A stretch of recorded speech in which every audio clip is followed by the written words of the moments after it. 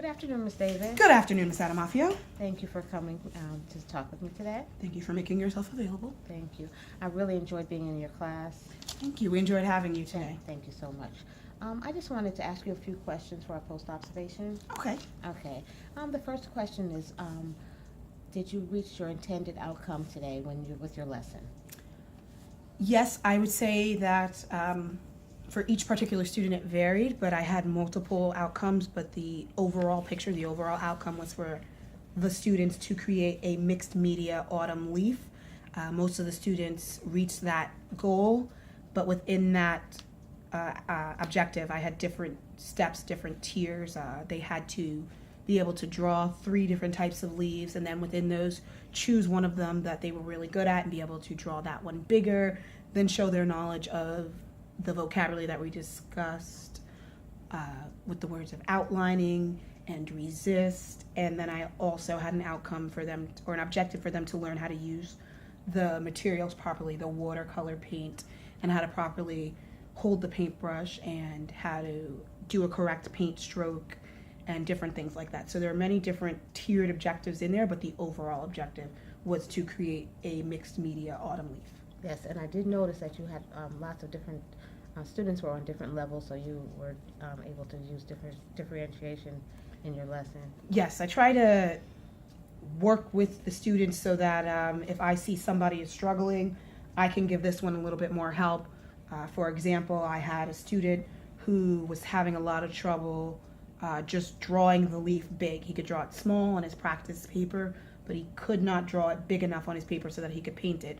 So I drew it in a trace format for that student, just the outline of it, and he had to do the veins and the stem and then, add the color to it himself. And he did fine once I helped him with that. That's great. And another thing that I noticed was that for your students, there was one student who was not making eye contact with you, and I was just curious to know whether you thought that was cultural, or was that a behavior defiance? What do you think was going on with that student? I would say for that student, I probably need to educate myself a little bit more on whether that's part of his culture, but I can tell that it's not defiance, because he's not defiant in any other way, and he will respond if I ask him a question. He just won't look at me. It could just be that he's uncomfortable.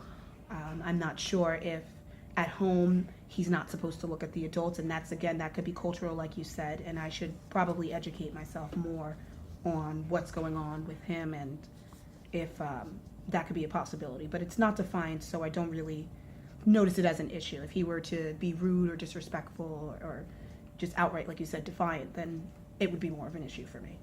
Oh, thank you. And another thing I was noticing, and I was kind of curious about, your classroom management style. Tell me a little bit about how you manage your classroom.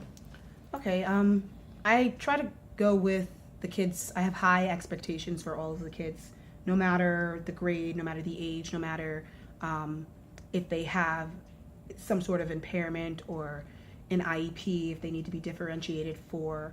I hold them all to the same level. They all, for the most part, have the same consequences, and we have what's called a art fun day, and as a class, that's a classroom behavior thing. If they keep all 3 of their letters during the class, the word spelled ART, they get a color on their palette. Once they have 6 colors, so once they go through 6 weeks of having class and they were well behaved, they get to have an art fun day, which is a day where they get different materials to do whatever they like. And on a personal note, I do art timeout. They sometimes have to write a note on following directions. I use Class Dojo a lot. They get privileges taken away. Like, for instance, today, if a student were to not be following directions, they would have gotten paint taken away from them, and they would have had to finish their leaf with crayons, which would have taken the mixed media part away from their project. But if they can't follow directions, that's kind of how I manage my expectations. If you're not meeting what I want you to do, then you're not able to do it because you won't even know what you're doing. So a lot of it's kind of based on them and themselves, and I also do play instrumental music for them when they're working. And if they're not working well or they're talking to their neighbors, louder than the music, they lose it, which a lot of them like because it helps them focus and they usually talk less. Right, I did notice that a lot of the students were, you had them wait, and they really were patient, waiting for their turn to be able to paint.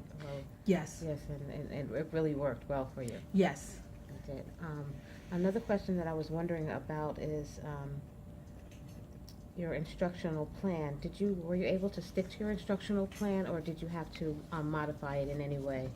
I was able to stick to it, but I did modify it. Today was a day that was a little bit rushed. Today was a day where it was a little bit rushed. So I had to fit all of 2 days into one lesson. Mm-hmm. So I kind of sped them up in the first part of the lesson and then took my time in the important part of working with the paint and the resist and the vocabulary. Okay, thank you very much. That's really good. So if you had to do that lesson again, is there anything you would change about your lesson? I would probably change the amount of time that I allowed for them to do their demo, or draw along with me while I did the demo, their practice sheet, because some of them were able to do it on their practice sheet, but then they kind of got scared and nervous on doing it on their final project, and I had to revisit it with them. Okay, and as far as, It's okay, turn around. okay. As far as your, when I noticed that you're due now, how do you use your due now? The do now, I do that more so with the older kids, but when I have something that I'm able to simplify for the younger kids, just because of sometimes they struggle with the reading and understanding comprehension, it's a way for them to come in, and it's usually like a Post-it note or something simple. This is what you're going to do. And the thing that I have every grade do when they are finished with all of their work is to put both hands on their head, because then I see that their hands are not moving and they're ready to start. They're ready for me to give instruction. Everybody's done. Everybody's focused. Nobody's drawing. Nobody's writing. Okay, that's really good. It really works well. Thank you. Thank you. So another question that I have for you is, what do you do besides your normal duties to enhance the city, or to enhance your school? In the prior years, I have done and started Young Ladies Club. I would like to get into looking to starting it here at the elementary school. I've done track team. I've worked on PBSIS. On here, I just joined the Culture and Climate Committee. I also just joined Student Leadership Council. So those are things that I'm working with, the school and the community all together to try to enhance the school, but also myself, and get myself involved more. Thank you. You're doing a great job. Thank you. Okay. Are there any questions that you wanted to ask me? Are there any suggestions that you would have for me, or anything that you noticed that you thought that I could work on, or that you would that you liked, anything you thought that I could work on, anything that you liked, anything that you thought, just like constructive criticism? Yes, thank you. Actually, I had a few suggestions. I was noticing that some of the students finished a little quicker than others, and so I was wondering about things that you could possibly have for them if they finish, so that they can go on to the next activity, or... Okay, so like ready work? Yes, ready Okay. work or something like that. I think that would be really good for your students. Okay, I'll look into that. And I was also curious about, since you said that, I was curious about, like, with your lesson, how are you going to extend it? Some students weren't able to finish up. Right. So will you be able to give them a little more time to finish up the lesson? Yes, I've actually scheduled for that lesson to last 2 classes, where they have at least 2 classes to paint their leaves. So the next time that I see that particular class, they will be given more time. I will do a quick refresher lesson on the vocabulary that we talked about and how to properly use the paint, and my expectations of them: no running, sharing with your partner, using the materials the correct way, and then they will be able to paint. Oh, thank you very much. And another thing, what about communicating with parents? Do you have, do you communicate with your parents? Yes, I do Classroom Dojo a lot, which is, the program online where you can give the students points, you can take away their points, you can post a story about them and chat with their parents privately without taking time away to actually call them on the phone. And if ever I do need to call a parent on the phone, I will, but it's a lot easier to have a kid in class working and have a struggle with them and then be able to sit down on the computer and document to the parent what just happened that moment so they have it in real time. That makes a lot of sense. But thank you so much, and I appreciate it. Thank you so much, Ms. Thank Adamafio. you.